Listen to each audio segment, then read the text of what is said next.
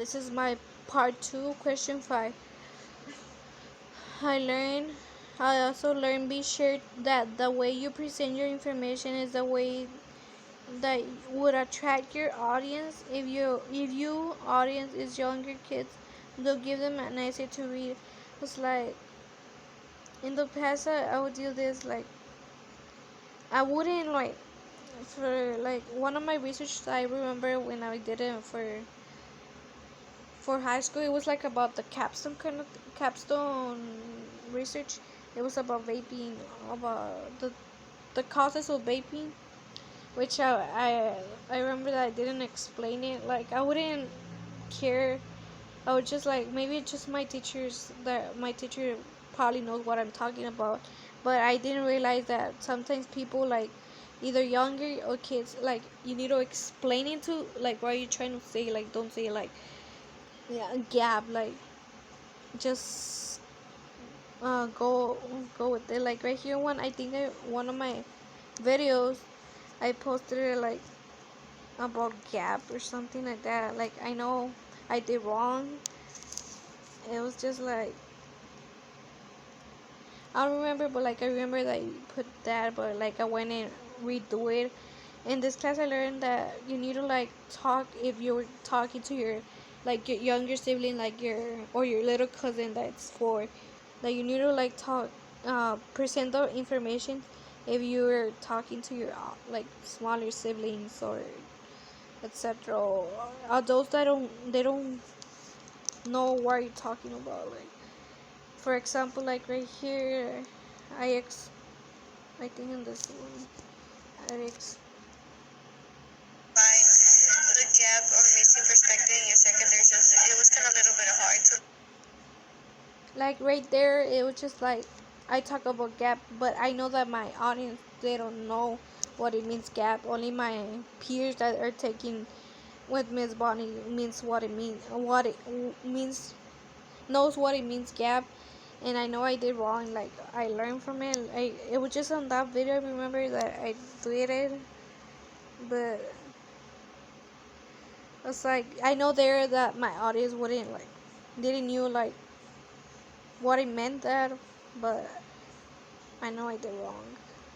I can use this knowledge by trying to like make it my information could attract my audience like to present it correctly, like if I'm presenting to my grandma or my mom or my younger siblings so they could get it and understand it, what I'm trying to like what I'm talking about, the information I'm trying to spread. I also learned like uh I learned how to like to make enjoyable, not boring my videos or my YouTube channel kind of thing for my research.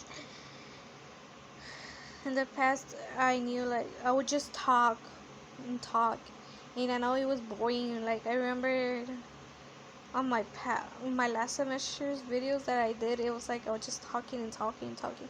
And I went and reviewed it again. It was for me, it was boring.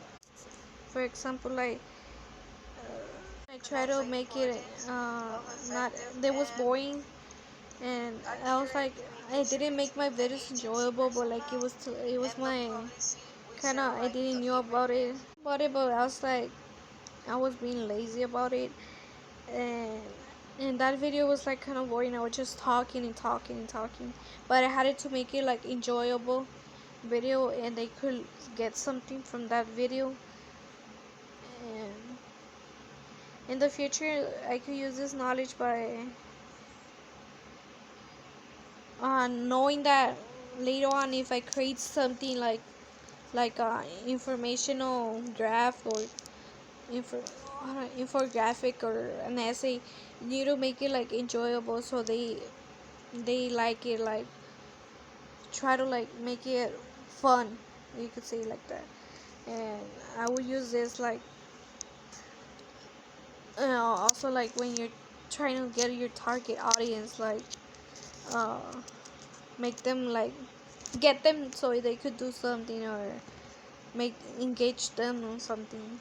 I learned that you need to ask for feedback on certain areas.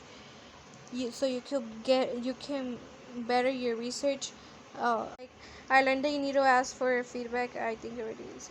In the past, I would use like with this is by not asking for feedback because I didn't like it, like asking for feedback only to like certain people. But sometimes people wouldn't tell me like what I had to do, and they wouldn't tell like I agree with you or I don't like it, but they didn't tell you like where you could improve it. They wouldn't give you like feedback.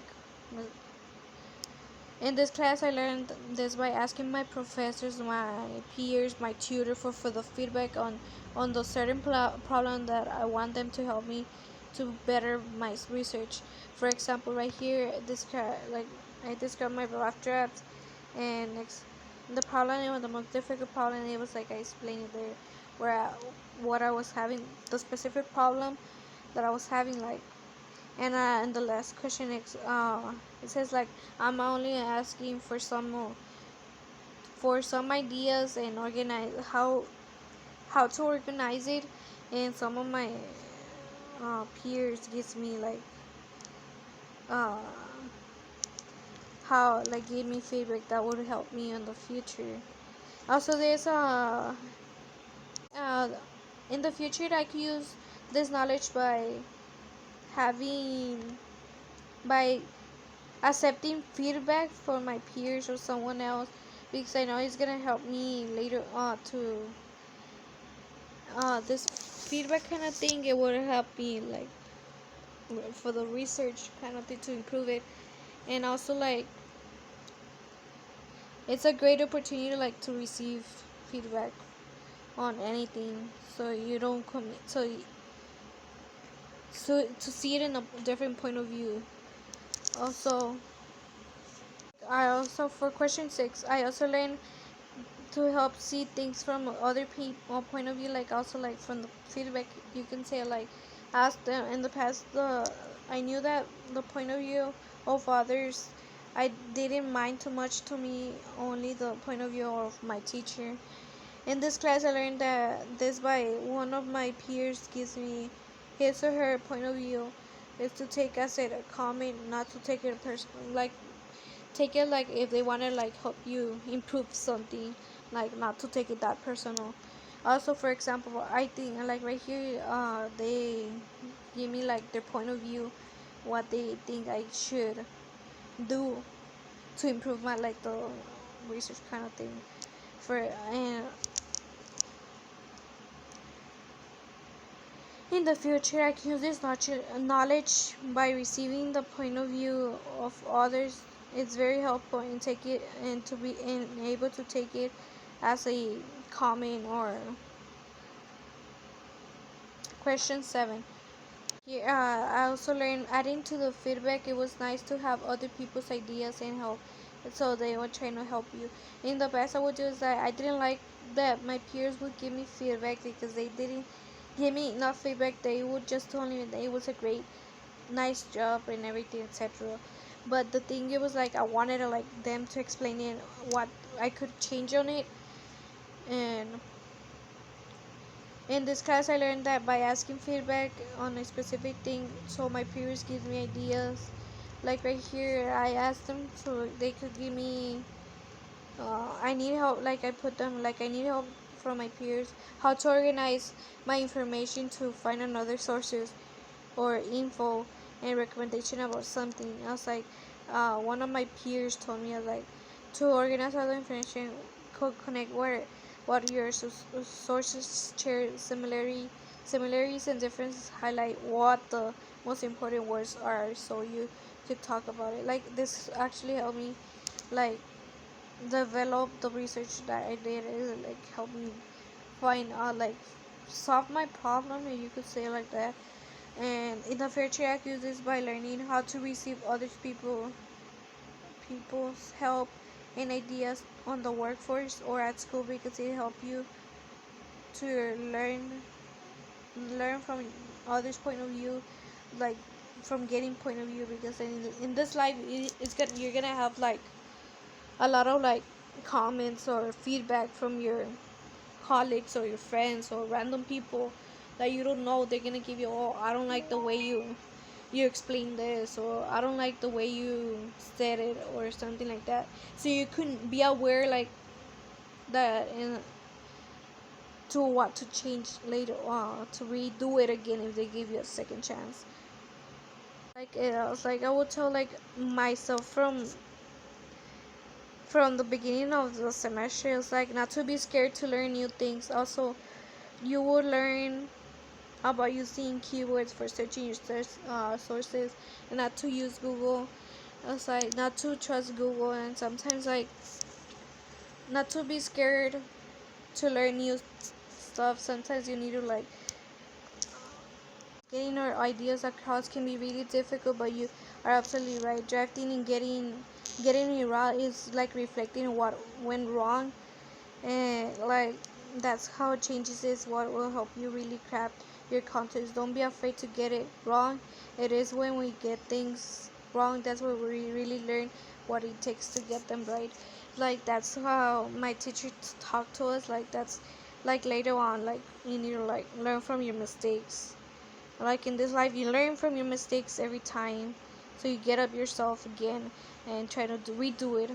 Also, the difficulty that they will have is like if you're not working in the pace that you should go, and if you're procrastinating a lot in class, it will be hard for you to develop things. You will be like you wouldn't create uh, a final like a perfect final kind of thing, research kind of thing, and you will get actually you're gonna flunk that class.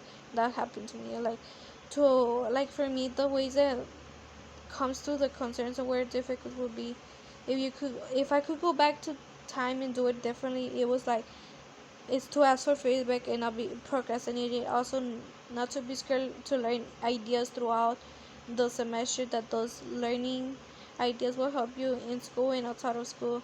And also, I would tell myself to put more effort on it, because I know I didn't put effort on it on some of my research. So yeah, this was one of my video blogs. One that one of my the professor told me like great video, but like getting your or ideas across can be really difficult. But you are absolutely right. Drafting and getting it wrong and reflecting on what we went wrong, and then making changes is what we will help you really craft your content. Don't be afraid to get it wrong. It is when we get things wrong that we really learn what it is takes to get them right. It's like like is to be able to like sit down for like to reflect in the experience that we had. Like it's not like to take your to stress yourself.